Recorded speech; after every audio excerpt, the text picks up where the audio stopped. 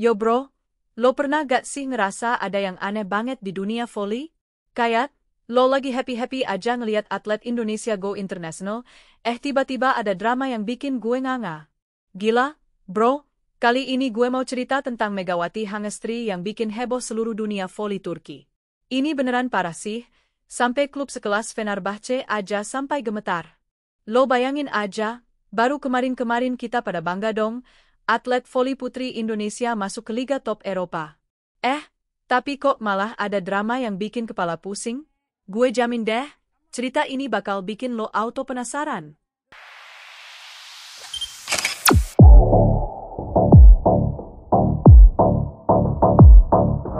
Sebelum gue lanjut, gue mohon banget nih bro, bantu like video ini, subscribe channel, 3 menit, dan jangan lupa drop komen kalian di bawah. Lo tau kan? Support kalian tuh yang bikin channel ini bisa terus ngasih konten seru kayak gini. Come on, 1 klik doang kok, gak bakal bikin lo miskin.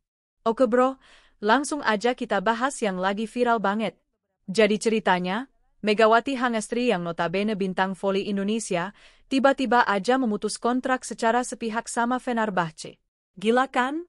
Fenerbahce itu bukan klub sembarangan, bro. Ini klub besar di Turki yang udah punya reputasi internasional. Yang bikin parah, keputusan ini datang mendadak banget. Klub Fenerbahce sampai terkejut total, gak nyangka sama sekali kalau Megawati bakal ambil langkah drastis kayak gini. Bayangin aja, lo baru aja rekrut pemain bintang, tiba-tiba dia bilang, bye-bye, tanpa kasih sinyal apa-apa sebelumnya. Gue jadi mikir nih, pasti ada sesuatu yang gak beres di balik semua ini. Masa iya sih? Seorang atlet profesional kayak Megawati bakal ambil keputusan segede ini tanpa alasan yang kuat? Pasti ada cerita yang belum terungkap. Nah, plot twistnya mulai muncul nih bro. Turker Tozar, yang merupakan direktur olahraga Fenerbahce, akhirnya buka suara. Dan lo tau gak, dia ngomong dengan nada yang bener-bener kecewa abis. Dia bilang, kami tak menerima sinyal apapun sebelumnya. Ini datang tiba-tiba. Gue ngebayangin gimana kacaunya situasi di kantor Fenerbahce saat itu. Turker Tozar sampai harus ngadain konferensi pers dadakan. Bro, kebayang gak sih betapa shocknya mereka? Ini kayak lo udah planning buat ngadain pesta ulang tahun, tamu utamanya tiba-tiba cancel di detik-detik terakhir. Yang bikin gue makin penasaran, kenapa sih Megawati gak kasih warning atau sinyal apapun sebelumnya? Apa emang udah ada rencana dari awal? Atau justru ada kejadian mendadak yang bikin dia harus ambil keputusan ekstrim ini? Sekarang nih yang makin bikin kepala pusing, bro. Media-media Turki mulai berspekulasi kalau ada konflik internal yang jadi penyebab utama Megawati memilih angkat kaki.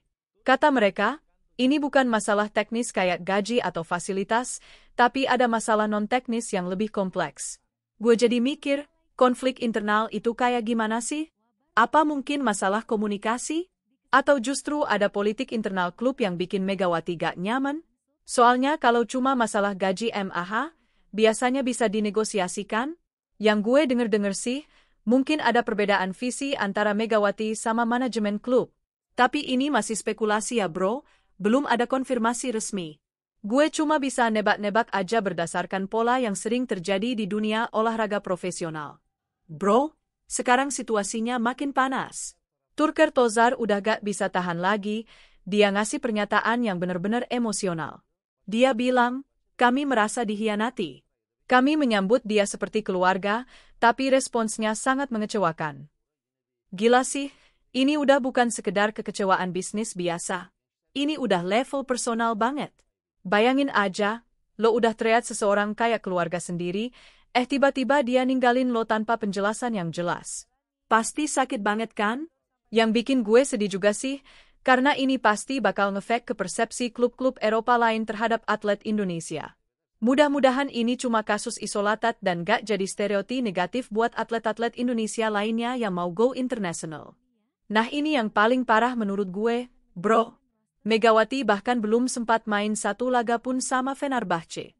Bayangin, dia baru gabung, belum ada chemistry sama tim, belum ada performa di lapangan, udah putus kontrak duluan. Media internasional nyebut ini sebagai salah satu drama transfer paling mengejutkan tahun ini. Dan honestly, gue setuju sih. Soalnya jarang banget ada kasus kayak gini di dunia olahraga profesional. Biasanya kan kalau ada masalah, setidaknya ada upaya mediasi atau negosiasi dulu. Yang bikin gue penasaran, gimana reaksi tim Fenerbahce yang lainnya? Kayak rekan-rekan setim Megawati, pelatih, staf, pasti pada bingung juga kan. Mereka kan udah siap-siap menyambut anggota baru, malah drama kayak gini. Plot twist lagi nih, bro. Fenerbahce sekarang udah mulai bertindak serius. Mereka dikabarkan sedang menyusun dokumen hukum buat menuntut penjelasan tertulis dari Megawati dan agennya.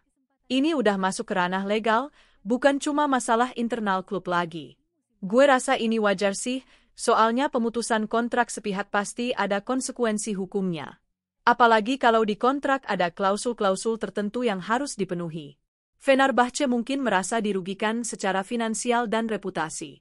Yang bikin gue khawatir, kalau sampai masuk ke ranah hukum, ini bisa jadi presiden buruk buat atlet-atlet Indonesia lainnya. Klub-klub Eropa bisa jadi lebih hati-hati atau malah skeptis sama atlet Indonesia. Semoga aja ini bisa diselesaikan dengan cara yang baik-baik. Bro, fans Fenerbahce sekarang udah pada ngamuk di media sosial. Mereka ngerasa tertipu dan kecewa berat sama keputusan Megawati. Gelombang komentar negatif mulai bermunculan, dan banyak yang nuntut klarifikasi langsung dari sang pemain. Gue bisa ngerasain gimana frustasinya fans. Mereka kan udah excited banget bakal punya pemain bintang dari Indonesia, tiba-tiba malah dapet drama kayak gini. Fans olahraga tuh emang paling sensitif kalau udah menyangkut kesetiaan dan komitmen. Yang bikin gue agak sedih, komentar-komentar di media sosial ada yang mulai menyinggung soal nasionalitas. Mudah-mudahan ini gak berkembang jadi sentimen negatif yang lebih luas terhadap atlet Indonesia atau bahkan Indonesia secara umum. Nah ini dia yang paling bikin gue penasaran. Ada isu yang beredar kalau Megawati udah diincar klub lain sebelum resmi bergabung sama Fenerbahce. Kalau ini benar, berarti ada kontak ilegal yang terjadi di balik layar. Turker Tozar emang enggan berkomentar detail, tapi dia bilang, kami sedang menyelidiki kemungkinan adanya kontak ilegal. Gila bro, ini udah kayak film spy. Ada dugaan kalau ada pihak ketiga yang udah ngontak Megawati sebelum dia resmi gabung ke Fenerbahce. Kalau ini benar, berarti ada klub lain yang udah ngiket Megawati dari awal. Mungkin ada tawaran yang lebih menarik, atau mungkin ada deal yang udah diatur dari jauh-jauh hari. Tapi ini masih spekulasi ya bro, belum ada bukti konkret. Gue coba analisis nih dari sudut pandang yang lebih luas. Kasus kayak gini sebenarnya sering terjadi di dunia olahraga profesional, tapi jarang yang sedramatis ini. Biasanya ada proses negosiasi yang panjang sebelum sampai ke pemutusan kontrak. Yang bikin unik dari kasus Megawati ini adalah timingnya yang benar-benar mendadak dan gak ada warning sama sekali. Ini bisa jadi pembelajaran buat atlet Indonesia lainnya yang mau terjun ke liga internasional. Komunikasi dan transparansi itu penting banget dalam dunia profesional. Dari sisi Fenerbahce, mereka juga punya hak buat merasa kecewa. Klub sebesar itu pasti udah investasi banyak hal, mulai dari biaya transfer, gaji, fasilitas, sampai marketing. Keputusan mendadak kayak gini pasti bikin planning mereka berantakan. Nah itu dia bro, drama lengkap tentang kasus Megawati Hangestri versus Fenerbahce yang lagi viral banget. Gue tahu ini cerita yang kompleks dan masih banyak yang belum terjawab. Tapi setidaknya lo udah dapet gambaran lengkap tentang apa yang sebenarnya terjadi. Gue penasaran banget sama kelanjutan cerita ini. Bakal ada klarifikasi resmi dari Megawati? Atau malah bakal ada plot twist lagi?